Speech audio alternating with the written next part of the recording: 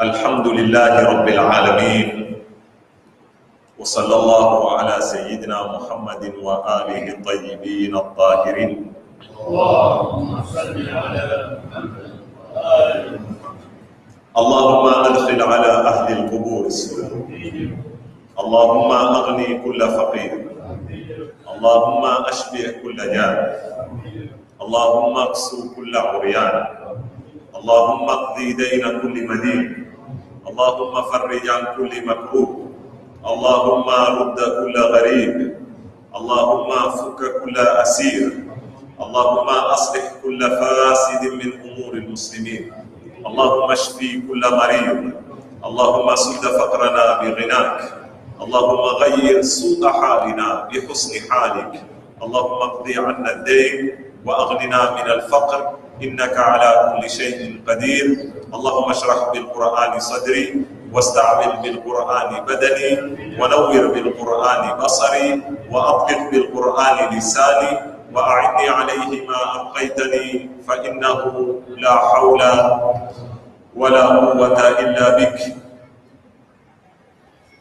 يقول الله سبحانه وتعالى: الذين يبلغون رسالات الله ويخشونه ولا يخشون أحدا إلا الله وكفى بالله حسيبا. صدق الله العلي العظيم. Katika mihwar au maudhui ya pili tunaoendelea nayo baada ya ufunguzi, tumesema sasa ni kuisoma Qur'ani inapozungumzia mambo haya. Alhamdulillah, jana tuliweza kufahamu misingi minne kupitia Qur'ani inayotuonesha sisi dharura, nafasi na umuhimu wa kitu kinachoitwa utangazaji au i'lam. Suali, Qur'ani yatoa maelezo gani kuhusu utangazaji? Kwa lugha nyingine, tulisikia darasa zilizopita maelezo ya wataalamu wa nyanja hizi wanavyoipa taarifa i'lam. Ni nini i'lam kwa mtazamo wao? Lakini kwa mtazamo wa Qur'ani ni nini i'lam? Ma huwa al-i'lamu al-islami? Utangazaji wa Kiislamu ni upi? Pili, mal farqu بين الإعلام وغيره من المفردات المماثلة. Tofauti ni ipi baina ya utangazaji wa Kiislamu na baadhi ya misamiati inayofanana nayo? Kama nilivyosema jana, tablighi, da'wa, tuweza kuonesha tofauti yake ni nini. Tatu, ماذا أو بماذا يتميز الإعلام الإسلامي؟ Ni kipi kinautofautisha utangazaji wa Kiislamu na usiokuwa wa Kiislamu? Ni mambo gani tuweza kuyatumia kama mizani tukasema hii ni media ya Kiislamu na hii si media ya Kiislamu? Haya ndio mambo matatu. Mungu akiniafikia, kama tutaweza kuyakamilisha leo, kama tutashindwa itabidi tuende nayo leo na kesho inshallah. Kwanza napenda tufahamiane kitu kimoja. Siku ya kwanza niliwaambia nilipata tabu sana Kiswahili kutafuta neno la kufasiri hili neno i'lam Kiarabu, ambao Kiingereza watumia neno media. Ikawa neno la karibu ni utangazaji. lakini ukweli wa mambo si tafsiri madhubuti, wala utangazaji waenda zaidi katika masala ya habari ya news, ambao neno media linakusanya mapana zaidi ya habari. Hili neno media ambao Waarabu walitumia neno i'lam ni pia katika maisha yetu ya wanadamu, yani umri wake si mrefu kwa kiasi tutake kulitafuta kwenye Qur'ani. Ni katika maneno mapya yamezozuka katika hizi karne za mwisho. Kama mfano leo, kwa mujibu wa maendeleo ya wanadamu, katika kila nyanja kwa zuka maneno mapya. Hata zitu leo, mfano tukija na neno TV ni neno pia, gari, ndege ni katika maneno mapya ambayo katika miaka 500 600 ya nyuma hayakuweko. Katika siasa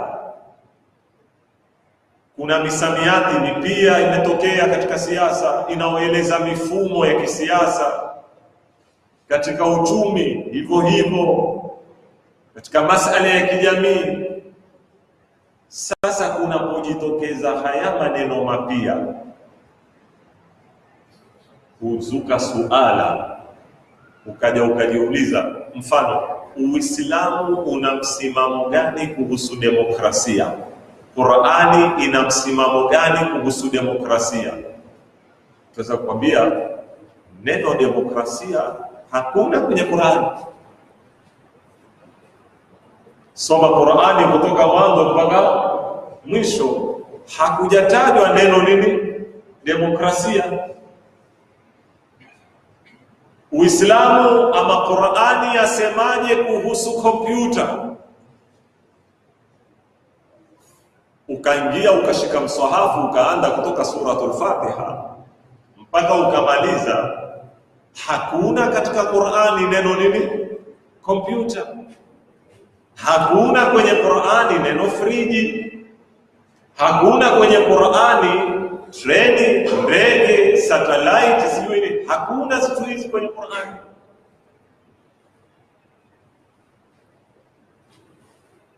Sasa mtu anaweza kuja akakwambia, ikiwa neno demokrasia hakuna kwenye Qur'ani, kwa hivyo Qur'ani haihusiani na nini? Na demokrasia. Aweza kuwa msimamo huo? La, si sawa. Turudi moja katika mambo mawili. Yaweza kwamba neno demokrasia lazungumzia fikra zile zilikuweko wakati wa Qur'ani kwa jina ambalo si la demokrasia, kwa sababu majina ya fikra na zitu yaenda yakibadilika na yakikua na yakipanuka. Lugha yapanuka, inaopanuka si maisha tu ya maendeleo, hata lugha pia. Leo Kiarabu sicho kile kile kilokuweko kabla ya miaka 1000. Kiswahili tunachokizungumza leo sicho kile kile kilokuweko kabla ya miaka 100 ama 200.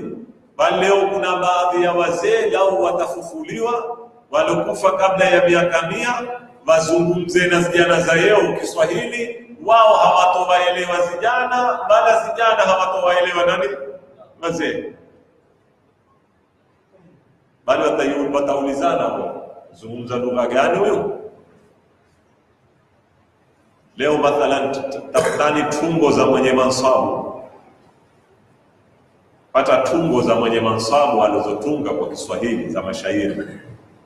Moja katika tungo zake ikishamia, sio ile hadithi ya Ahlul Kisai, ameifasiri kwa mashairi Kiswahili. Ile Mtume kwa hasikii uzuri, akaenda nyumbani kwa Fatima, akaingia Imam Ali, akaingia Imam Hassan, akaingia Imam Hussein, wakaifunika kile kishamia mpaka kukateremka ile aya inma yuridu Allahu liyudhhiba ankum ar-rijsa ahla al-bayt. Yote haya mwenye maswahaba ameandika kwa mashairi tambo sana, tangu sisi hatuyazama wala watu hawaiwaushia ameandika. Lakini hala ningeomba kiko kijitabu chenye kiko mpaka kwenye PDF cha Tembea, naomba vijana mshike muyasome, napata tabu kuyaelewa maneno mengi pale ndani. Nenda leo hii tabaraka isomao baada ya tarawih, tabaraka dhul ula wal kibriya, sio tafarrada bil wa bil baqa, sio imefasiriwa Kiswahili kwa mashairi. Katika turathi zetu hizi hatufai kuzitupa, lakini hala jaribuni leo kuzisoma shairi zile za kufasiri tabaraka, hususo kwa vijana, msizungumzie watu wazima. Napata maneno mengi abuya ile mpaka msuko wa maneno ni tabu kuelewa, na azungumza Kiswahili manake mwenye maswahaba katika mabingwa wa nini wa Kiswahili. Ukiwa ufahamu ushuku wewe, usimshuku yeye, ni mabingwa na ni mtu alikuwa ameitajirisha maktaba yetu ya Kiswahili. Lau tulikuwa tuweza kuzifuata hizi zitu na kuzijua. Sasa turudi kwenye mada yetu, lugha ya kuwa pia na yabadilika. Sasa pia msamiati huu wa media ni msamiati mpya uliozuka magharibi katika karni hizi za mwisho, karni mbili takriban za mwisho, ukabuniwa, ukatengenezewa theory, ukaundiwa ma colleges na ukawa na faculties za kusomesha, na ikawa leo wanapotuambia katika magharibi leo ni fannun au ni ilmun lahu takhassusuhu, ina takhassus yake, watu specialize kwenye mambo haya. Sasa hapa ulipofika msamiati huu na ukaboreshwa, ukiutukua kuutafuta kwenye Qur'ani hupati. Anda kwenye Qur'ani kutoka mwanzo utafuta neno media, i'lam, hakuna. Sasa mwenye nasema kwa ustadi haya mambo hayahusiani na Qur'ani. La. Twaweza kuwa kitu kwa ina lake kwenye Qur'ani hakiko, lakini kiko kwa ina kilichotumika kabla hapo, na maana mbadilika. Na ndio tutaona tukirudi kwenye Qur'ani neno habari, ambao ndio mada ya kimsingi inayoshughulikiwa na media. Neno habari kwenye Qur'ani limetumika sana. Juzi kawaambia Qur'ani imetumia sana neno annaba. Na ndio hata leo utakuta baadhi ya waandishi wa Kiarabu wakizungumza zombo za habari hawatumii neno wasailul i'lam, watumia wakalatul anba. Amba ni wengi wa naba. Mwenyezi Mungu ametumia katika sura, kuna sura kamili katika Qur'ani yaitwa suratun an-naba, kwa maana ya habari, sura ya habari. Ikianda imeanda amma yatasaalun, wanaulizana kuhusu nini, anin naba'il adhim. Qur'ani katika kuwafundisha Waislamu jinsi ya kupokea habari na jinsi ya kutukua misimamo kulingana na habari unazozipata zinazoingia kwenye masikio yako, na propaganda utadili nazo vipi. Qur'ani imetupa mwongozo katika aya maarufu na ikatumia neno naba.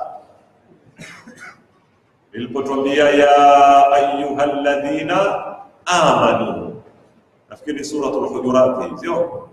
Ya ayyuhalladhina amanu, enyi mlioamini, sikilizani mwongozo wa Mwenyezi Mungu. Injaakum fasiqun binaba'in, pindi atakapokuwa iliadini mtu asomaana, mtu fasik, mtu asomipango, akawaetea nyinyi habari, fatabayyanu, musitumie hiyo habari, kwanza ichunguzeni. Kwanza ifanye nini? Ichunguzeni. Kwa nini? Antusibu qauman bijahala, mutakwenda kutukua hatua na action kwa upumbavu wa habari za kipumbavu, fatusbihu ala ma fa'altum nadimin, kisha mutakwenda kujuta kwa mlioyafanya baada mshayafanya, yashamwagika. Sasa hili ni katika aya, inshallah tutakuja kuzitumia katika masala ya kukufundisha. Uislamu umetufundisha jinsi ya kuzitangaza habari, pia umetufundisha jinsi ya kuzipokea habari.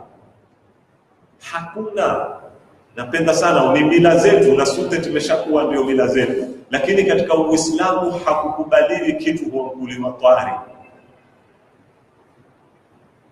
Akisha tuzungumze na lugha zetu za kibarazani, sio? Leo ukiamka asubuhi, haya kuna pari gani? Aligonge. Ndio mambo yao. Hizo ni katika zitu Uislamu haukubali. Imam Ali katika Nahj al-Balagha aliwahi kuulizwa kipimo cha kutofautisha habari ya ukweli na ya urongo. Kwa jambo nini? Mmoja katika wake katika khutba alikuwa akizungumza, akamwambia mtajuaje? Akamwambia tofauti ya ukweli na batili, alfarqu baina alhaqi walbatil ni zanda zinne. Kwa lugha zetu ni nyanda nne. Ni nyanda nne.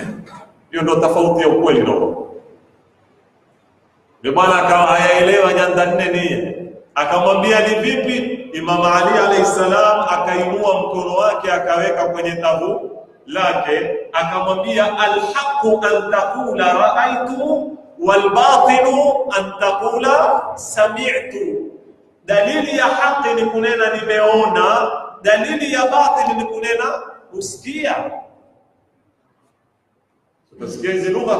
Sikia jamaa kwambia bigoge kwambia jamaa fulani mefanya kadhaa. Ulimwona usikia jamaa mbele. Umemsikia nani? Fulani, umemwendea fulani. Wewe uliona mimi pia kusikia tu. Nilisikia tu neno pale. Sasa leo ukifuata riwaya hii, ni zile riwaya huitwa kuna riwaya yani hazina mwisho wake. Tasalsul.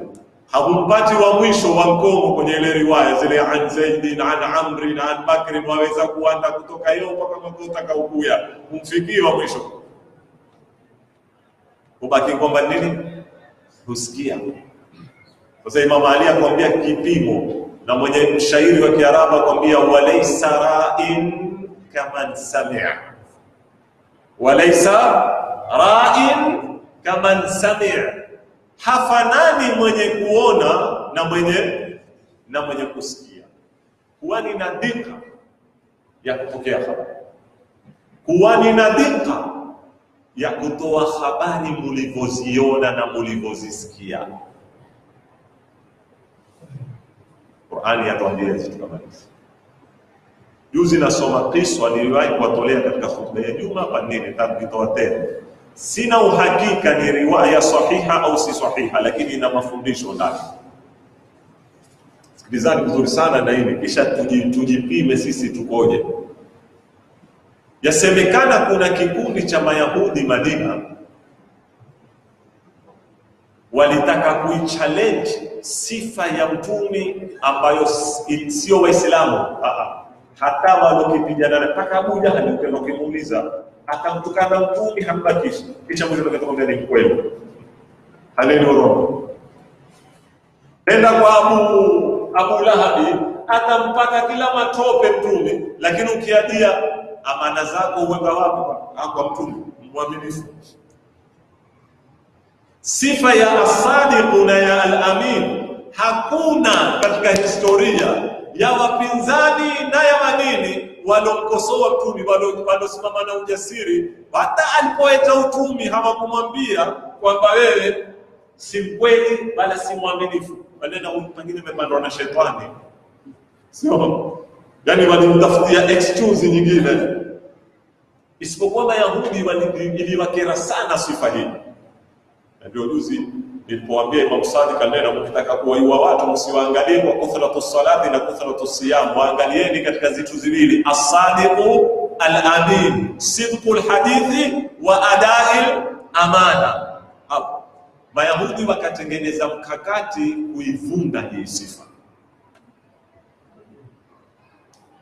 wakamsoma Mtume kuna ndia, mfano kama wewe kila ukitoka nyumbani kwenda msikitini wajulikana ndia zako, ama kwenda kazini elikana mtu kimstari tamuiwa kila siku kutoka hapa kafuata mpaka hapa, wakapangana wakishamuiwa kwenye ile ndia, wakajigawanya zikundi ziwili, zile tatu wawili, watu watatu wakaketi kwenye kona na mbuzi, wamemfunga maguu, wamemlalisha, na ule mmoja ametoa kisu cha kuonesha action ya kufanya nini, ya kumtinda. Wakati Mtume apita pale, wao wakafanya hizo harakati, akaangushwa mbuzi tiati, ule akainua kisu kama hukipeka, hayakiweka kwenye shingo yake, Mtume kapita, hakuzunguka tena nyuma. Wakaweka watu wawili mbele kwenye kona nyingine, wakikona kwambia ya Rasulullah Muhammad, wale jamaa washadida ama bado? Mtume akawaambia, nilipopita niliwaata katika harakati za kuandaa kupinda, sijui wamepinda ama hawapinda.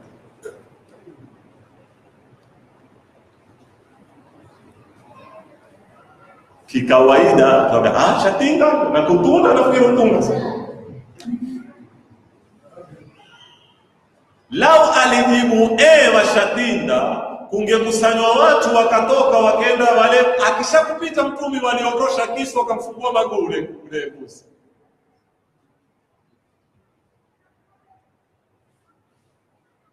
Nukuu uliloona na kwa kadiri ulivyoona, usitie zako. Ni ngumu hii mpaka ujilelee.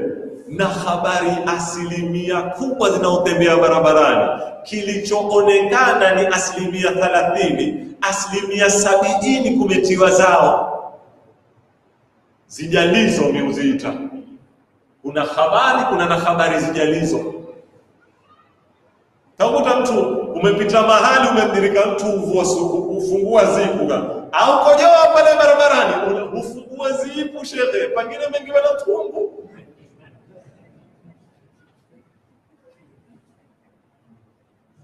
Beweza kumtilia mtu mwari mwili ukojoa barabarani kwa kusimama mpaka kakosa uadilifu wa kusalisha kwenye swala. Na maskini pengine aliumwa na tumbo munyu, aliposimama kafibidi barabarani, ule mwasho wa uvumiliki, sio? Akasimama kufungua zipu. Wewe kwa bahati mbaya ulipomwona amesimama masimamo kukojoa, umejaliza mwenyewe, nimempita bwana fulani, sijui ulewa siku hizi ule bwana, maana hizo tabia za kukojoa barabarani malevi, sio? Ukamjaniza shakuwa ni mlevi kukojoa barabarani, na habari yenyewe ilikuwa peke yake hufungua zipu ya nini, ya suruali.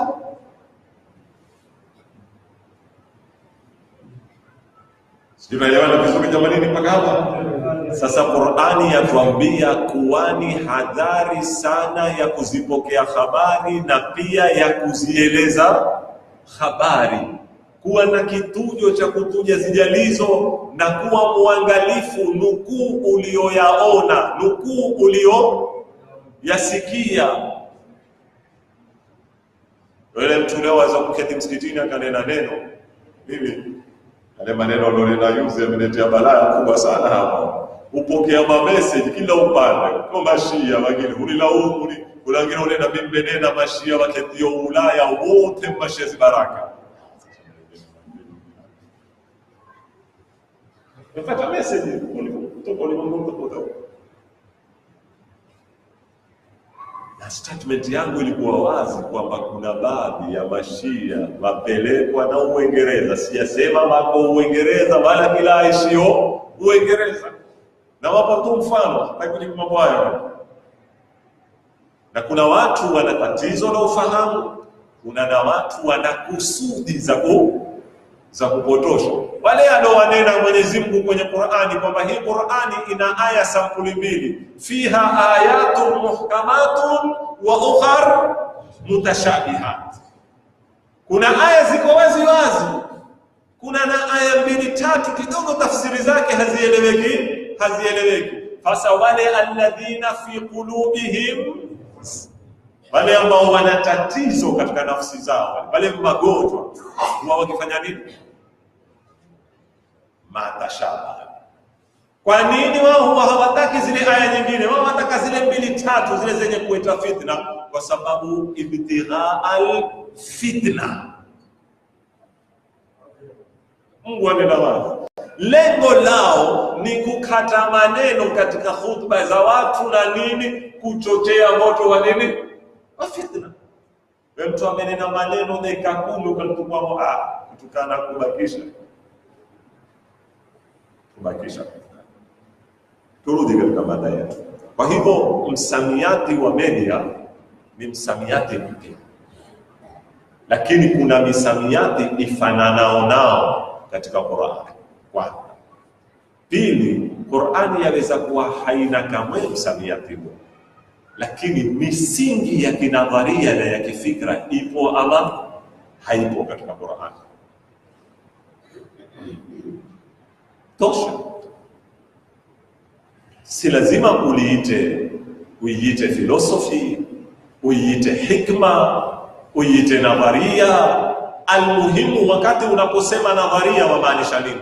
Wakati unaposema falsafa unamaanisha nini? Wakati unaposema hikma inamaanisha nini? Ni maana hiyo. Sasa ikiwa kwenye Qur'ani imetumia neno hikma, leo yatumika neno falsafa, ndio hiyo.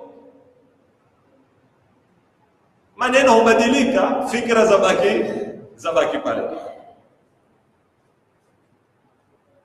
Media leo imekuwa ni elimu ya somesho, ina college zake. Media leo, zamani ukisoma wataalamu wa kisiasa wakwambia dola ama serikali, dola au serikali yaundwa na nguvu ngapi? 3. Ndio nadharia iliyo. Serikali yote nguzo zake ni ngapi? Ni 3. Kwanza ni sulta tashri'ia ambao ni bunge. Pili ni sulta tanfidhia ambao ni baraza la nani? Executive ile ndio. Kiarabu ni tanfidhi. Ni baraza la nani? La mawaziri, sio? 3 ni sulta qadaiya, mahakama, sio? Hizi ndio pila 3 zinaunda nini?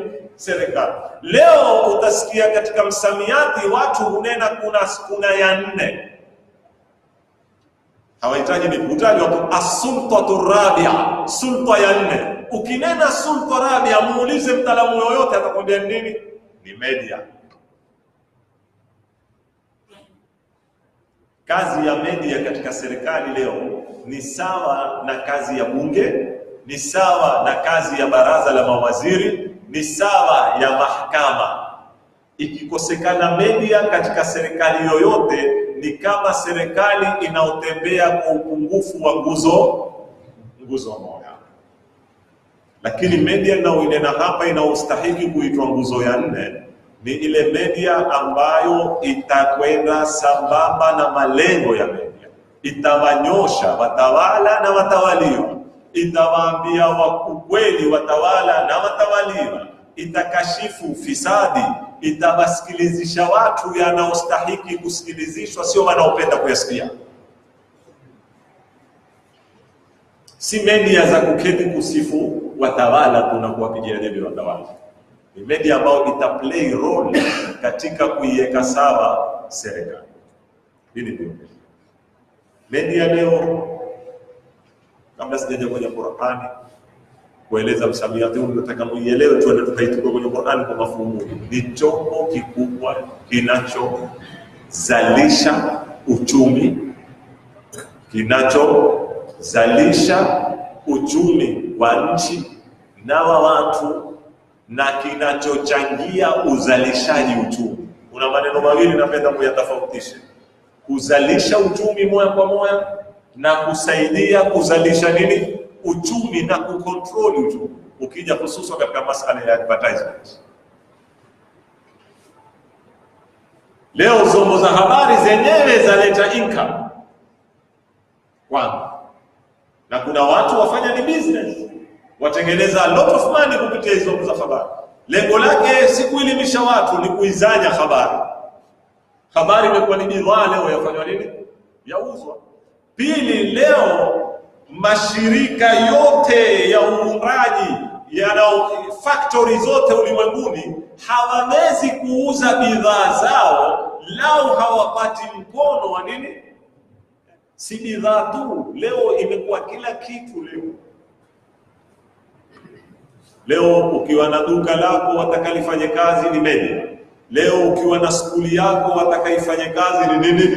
Ni media. Leo ukiwa una mtambo wako watakaufanye kazi ni media.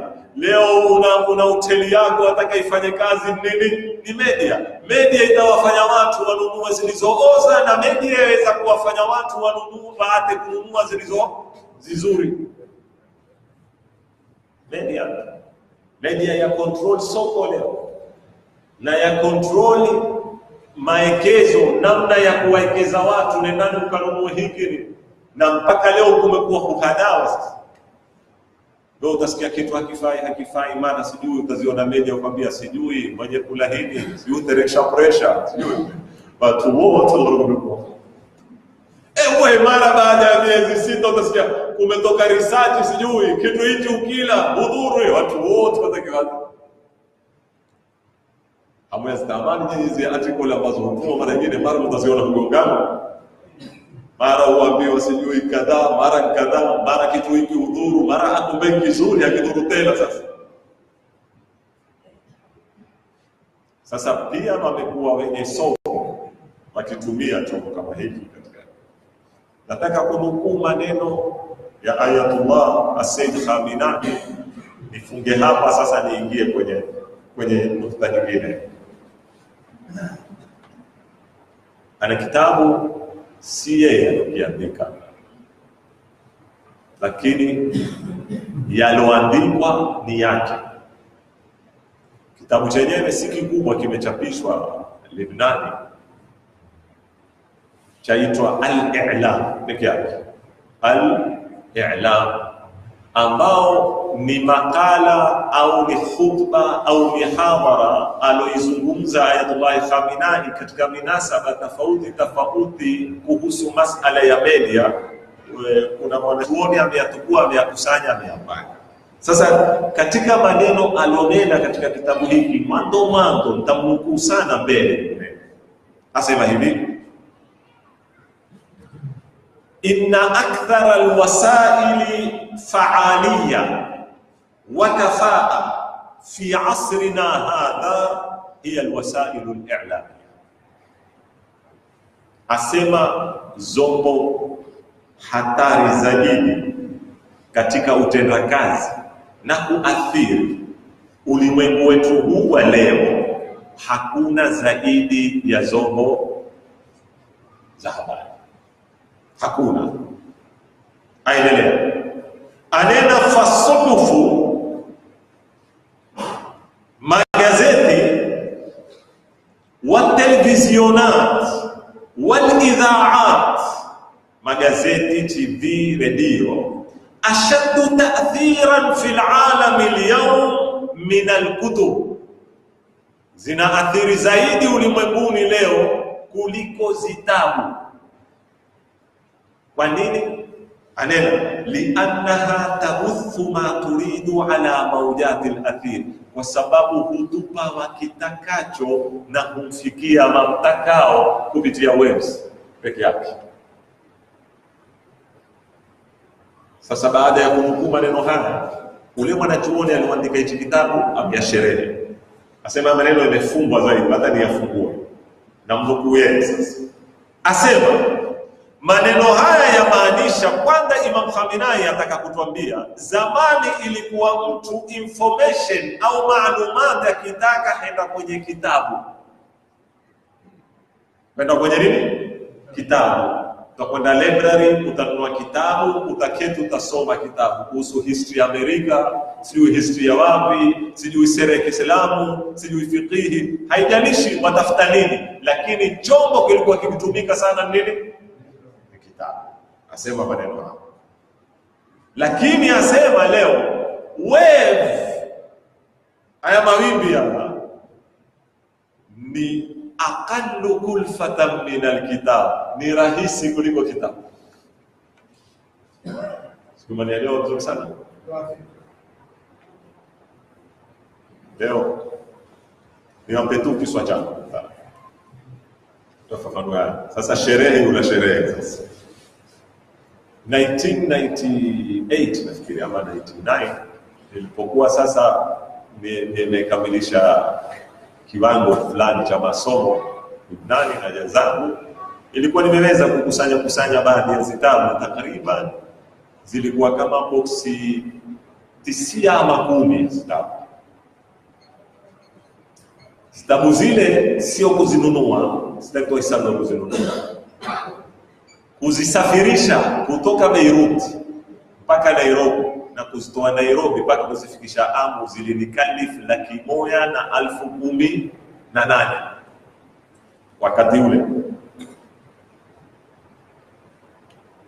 na ni boksi 9 1999.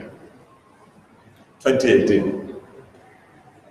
nina hard disk ya kalifu shilingi 7,000, hard disk ya 1 TB au ya 2 TB mathalan 7,000. Maktaba iliyoko pale ndani hata masala boksitisia, msikiti waweza kuya wote na mpaka Rubati nyuma yote ikaya yote, umeibeba kwenye nini? Kwenye hard disk ambayo imekukalifu wewe shilingi ngapi? 7,000. 7,000 wakati ule haitoshi kununua tafsiri moja peke yake inaoitwa Tafsirul Mizan ya Tabatabat juzu 20. Shilingi 7,000 zitoshi. Ilikuwa ikizanywa dola 200 mpaka. Dola 200 kukifanya kwa wakati ule ikiwa dola shilingi 70, yani shilingi 14,000. Kwa leo ni shilingi 20,000, wewe wanunua tafsiri moja tu, Tafsirul Mizan. Ambao leo ukiwa na kile kitubasha kia mkuni wa flash disk cha GB 30 ambao wakinunua shilingi 1,000 waweza kuingiza zitabu ndani kwa maelfu ambao thamani yake ni mamilioni. Manielewa vizuri sana. Sasa Imam Khamenei ataka kukwambia zamani kuitafuta information ilikuwa very expensive. Very expensive.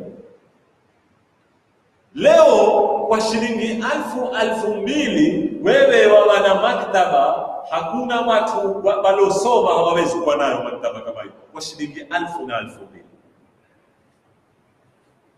Kwa sababu ya gani? Electronic technology. Sio tunapoenda. Na bado hatujafika siku waliwaambia. Sasa yao hilo hard disk la 1 TB au 2 TB pia kuliangata karibu nusu kilo ama kilo kasrobo. Leo tuenda kwenye karibu tutatolewa nano technology ambayo itakupa wewe ki memory kama kile cha simu pengine kina 10 TB. Ndio maana ya nano technology. Nanotechnology inatukua masafa makubwa, hajmi ndogo. Hii ndio filosofi fupi ya nanotechnology.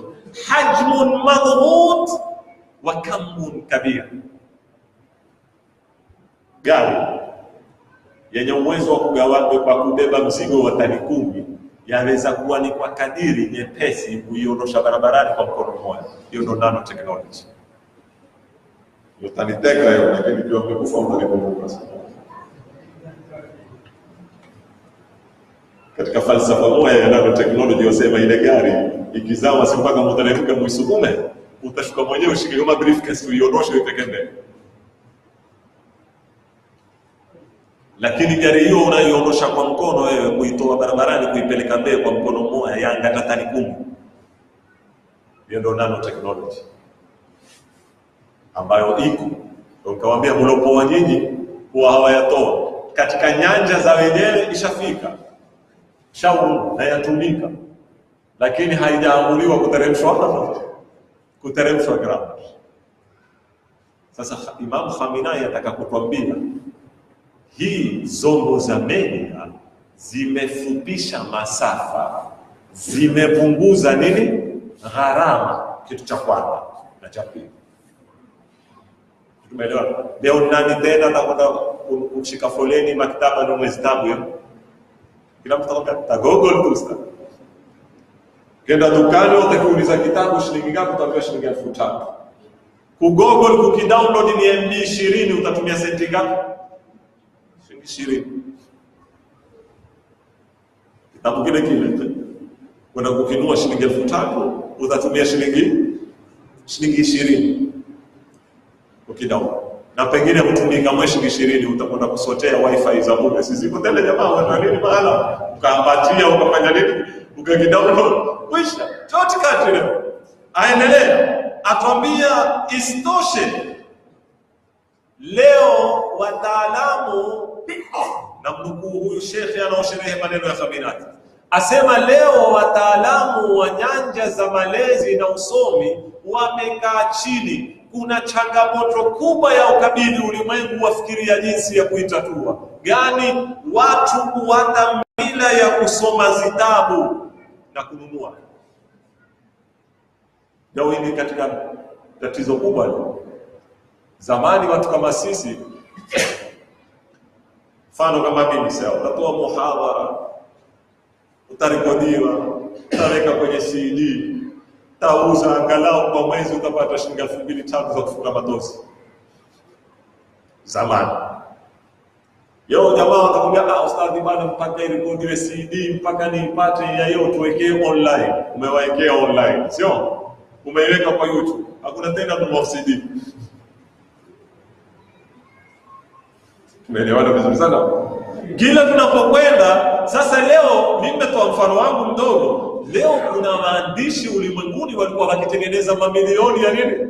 Ya pesa. Leo wewe ukaprint kitabu na kikawa kimekubalika katika soko na demand iko very high. Wewe ukauza zitabu nuskha 30,000, 40,000 na printer ya kwanza ikaisha kwa miezi 6, ukateremsha printer ya ngapi? Ya pili na tabaa ya 3. Wewe ukishtuka kitabu kimoja umetengeneza milioni 40, milioni 50. Bali na kwamba ulifanya ni research na ukasaidia watu na umesambaza elimu, lakini watu watengeneza pesa pia.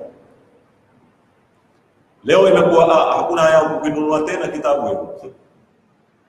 Kila mmoja uko gani tafanya nini? Ta Google. Kiko kwa PDF. Leo kumekuja suala, hata juzi nikizungumza na mmoja hapa katika wanafunzi wangu kama haya. Inshallah tutakuwa kuzungumza leo haki ya kumiliki. Hii ukidownload kitabu cha mtu na kukisambaza Kiislamu hufaa ama haifai? Inaitwa haki ya usambazaji, sio? Na haki ya uchapishaji. Na hizo sharia mpya zilizopitishwa Kenya za media sijui zikoje na zimeingiza mambo haya mazimo. Hizi zitu ziko katika Uislamu pia na zina bunudh fiqhiyya. Leo mfano wewe sisi stadi kuna kitabu fulani takusomesha madrasa, hatuna hiki. Kakipigeni photocopy, umekipiga photocopy ukizanya, ufaa haya? Na mwenyewe pale peji ya kwanza ameandika huququ tabi'i wan nashri mahfudha, haki ya uchapishaji na haki ya usambazaji imelindwa. Hairuhusiwi mtu kuchapisha hichi kitabu mpaka kwa idhini ya nani? Ya mwenyewe. Masala ya mijadala, taratibu msiyatukue hiyo mbele, na ni haramu bali halali, lakini najua watu wengi na dini utakuwa hiyo sasa ustadi. Mfano gazeti la Taifa leo wenyewe wamelitoa ulizani, wewe ukaenda ukalitukua kwenye kijiji usikilia gazeti moja tu, ukahulipiga photocopy utoa magazeti 20 ukayauza, ufahamu? Wajua kiserikali ukitoka kotini utalipa pesa nyingi sana, pesa nyingi sana kisharia. Sasa hawa warudi wasema hii ni maendeleo ya zombo za habari yamekwenda kutusababisha kukosa market ya kitabu. Isitoshe, leo uzuri wa redio na wazombo za habari, ukiwa wa drive garini wafanya nini? Wasikiza. Uko mezani benki wafanya kazi wafanya nini? Umevaa headphone wafanya nini? Wasikiza redio Rahma. Uko sijui shamba umevaa, uko bichi umevaa tu kishoti chako usikiza nini? Redio Rahma. Lakini ndo wataka kusikiza darasa, waweza kulisikiza kivovote? Sharti mado zenge kadu yako, zenge kofia, uvae kwa kiheshima, enda msikitini, saa fulani tatoka, saa fulani. Sasa ukiangalia ulimwengu wa sasa mzijano, unaona mambo ya tulete, mambo kucheleweshana. Sasa huo ndo Imam Khamenei anaozungumza kasi ya hizi zombo za habari zinamkimbilia kwenda kumfikia mtu kabla leo hujafika na bidhaa yako. Mfano wetu, unamaliza darasa yako hapa, nasimama hapa. Mfano wetu ni mfano wa mtu alimao mboga amu konge. Kama wanaambia walioko nde huko, ukitaya mambo ya konge kunguru stadi watu waelewe. Konge, mashamba. Umekwenda kulima mboga. Umelima mboga. Sawa kuzuri jamani? Kutoa zipani mfano 1000 kwa siku. Lakini wewe mwenyewe ikimaliza kukatwa asubuhi, mando utoke hapa kwa maguu, mwende mpaka musikilie konge, ulala umuhimu. Mukate, mufunge, aye punda kwa kutukua, washuke nazo, mpaka akisikilia nazo muhini saa 4 saa 5. Kuna na jamaa huitoa mboga mpeketoni ama wito, lakini saa 10 ya alfajiri yeye ametia breki sokoni. Uko vizuri sana jamani? Kwa hivyo wewe ukifika mboga yako kila siku hurudishiwa mwenyewe, haitoki. Naomba hii mboga ya kisiwa jamani, ili ni embe la kisiwa jamani, ili ni tamu jamani, hii ndio thamani zaidi. Ndiyo bwana, kumiliki kitu peke yake siku hizi kuwa kizuri hakitoshi. Watu wataka wepesi wa kufikiwa na bidhaa. Uko vizuri sana. Ndio leo mtu kukungoja maziwa yako fresh, wayakama wayatoa kwenye ng'ombe, lakini mpaka wende ukayakame, utembee kwa maguu, uye na jagi yake, amka asubuhi akiangalia dukani uyaona ya pakti ya kombe yake shilingi 10 tunapata mpika chai, ambao kiafya, kiquality maziwa yale ni bora zaidi. Lakini bado tuko kwenye mbinu zile paka jagi lie, paka ande tumua, agonge nyumba ya kwanza, agonge nyumba ya pili, agonge nyumba ya tatu, paka sikia kwenye nyumba yako saa 2. Mimi ninazijana saa 12:30 nataka kuripoti skuli. Tanua maziwa gani? Ya pakiti. Sasa watu wakipokonya soko kwa haraka, na hivi waweza kupokonywa fikra za dawa na tablighi, kwa sababu wewe uko wafuata mbinu zile, watu wawafikia watu haraka kabla ya kufika fikra zao. Kuna suala limeulizwa fupi, nalijibu, na kama kuna watu wana haraka ni ruhusa ya kutoka, ila hamhitaji ruhusa kuingia kwenu kwa uhuru wenu na kutoka kwa uhuru wenu, sio? Lakini wakati umekwisha na kuna watu wengine watakwenda mbali. Wewe ndio ustadhi, baada ya Mungu kumfundisha Nabii Adamu yale alomfundisha, hayakuwa ni yenye kupita kwetu hii ilmu? Mbona twaona kwenye aya Mwenyezi Mungu asema Tukitoka matumboni twatoka hatujui kitu. Umefahamu? Ile aya iliyonena wa'allama Adama, yale aliyofundishwa Adamu, alifundishwa Adamu kama binadamu au alifundishwa Adamu kama Adamu? Kama alifundishwa Adamu peke yake si hayatuhusu. Kama alifundishwa Adamu kama binadamu, mbona sisi hatuyajui ni yapi? Na mbona Mwenyezi Mungu kwenye aya nyingine hutuambia mumetoka kwenye matumbo ya mamenu la ta'lamuna shay'a, na kule ametuambia aliwafundisha. Suala jamani, kitu cha kwanza, si kila ayuwao yote na si kila ayuwa yote. Yaweza tulofundishwa kwa Adam twayayua, na tulipozaliwa hatuyui mengine sio yale tulofundishwa kwa nani? Kwa Adam. Yani kwa lugha ya kielimu, mutaallaqul ilmi wa adamul ilmi ghairu muttahid. Wa'allama, alichofundishwa Adam ni nini? Hizo zitu sote twazijua. Hapa tulipotoka matumboni kwa mama yetu tulikuwa kuna sio yale aliyofundishwa Adam. Mfano, walikuwa wayua mimi kwa darusi ulipozaliwa kwa huyu, wayua kuna hamu huyu, wayua kuna shamba huyu, wayua kuna mobile huyu. Kwa hivyo alizofundishwa Adam si hizi zitu za kawaida. Hiyo nukta ya kwanza. Nukta ya pili ni haraka. Katika theory ya kifilosofi kuna theory mbili kuhusu mwanadamu kuyua. Kuna ya Aristoteles, kuna ya Aflatun.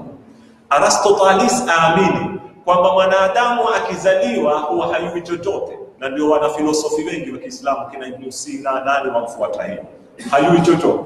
Aflatun aamini kwamba mwanadamu kabla hajaingia kwenye ulimwengu alikuweko kiroho. Kilizani mzuri sana. Alikuweko. Kisha akaitwa mara ya pili kimwili. Umri wako wa kiroho kwa Aflatuni ni mkubwa kuliko umri wa nini? Wa kimwili. Lakini roho ilipoingia kwenye mwili iliyasahau yote yale walikuwa wayajua wakati ulipokuwa katika ulimwengu wa roho. Na katika ulimwengu wa roho Aflatuni anasema ulikuwa umefundishwa kila kitu. Ndio hizo alifundishwa Adam.